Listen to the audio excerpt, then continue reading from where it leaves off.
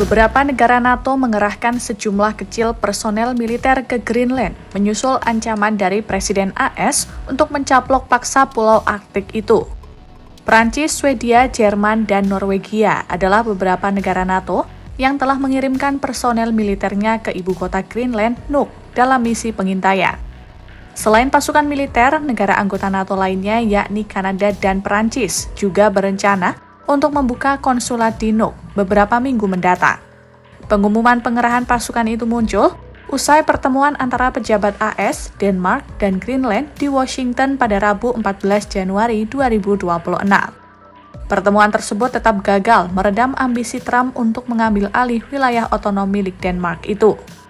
Menanggapi perkembangan terbaru, Rusia menyatakan keprihatinan serius atas pengerahan pasukan NATO ke Greenland. Kedutaan Besar Rusia di Belgia dalam pernyataannya pada Rabu 14 Januari 2026 menyebut perkembangan situasi di kawasan Arktik itu sebagai sesuatu yang sangat mengkhawatirkan.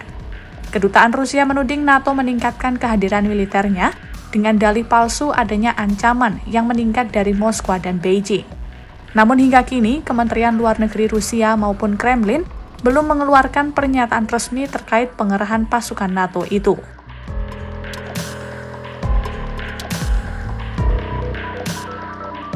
Ketegangan di kawasan Arktik terus meningkat dalam beberapa tahun terakhir. Ditambah lagi, Rusia dan NATO yang sama-sama memperkuat kehadiran militernya di wilayah tersebut. Perubahan iklim memicu mencairnya es laut dan membuka jalur baru bagi pelayaran internasional serta eksploitasi sumber daya alam. Sehingga isu Greenland kini menjadi simbol baru ketegangan geopolitik di Arktik. Greenland sendiri merupakan wilayah otonom di bawah kerajaan Denmark yang menarik perhatian AS karena posisinya yang strategis serta kekayaan sumber daya mineralnya.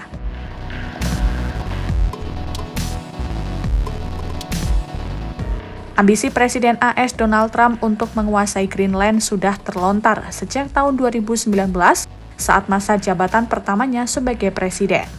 Lalu ketika kembali terpilih pada tahun 2025, ia kembali menegaskan keinginannya itu. Pada tahun ini, setelah serangan militer AS ke Venezuela pada Sabtu 3 Januari, keinginan Trump mencaplok Greenland semakin menguat. Trump mengatakan, menguasai Greenland sangat penting bagi keamanan nasional AS. Menurutnya, pulau tersebut akan jatuh ke tangan Cina atau Rusia jika AS tidak mengambil alih kendalinya.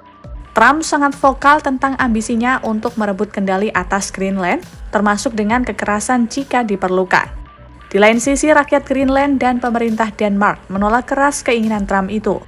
Mereka menegaskan, Greenland murni merupakan milik warga yang tinggal di sana dan tidak untuk dijual. Perdana Menteri Denmark, Mette Frederiksen, menilai ambisi AS mengambil alih Greenland tidak masuk akal.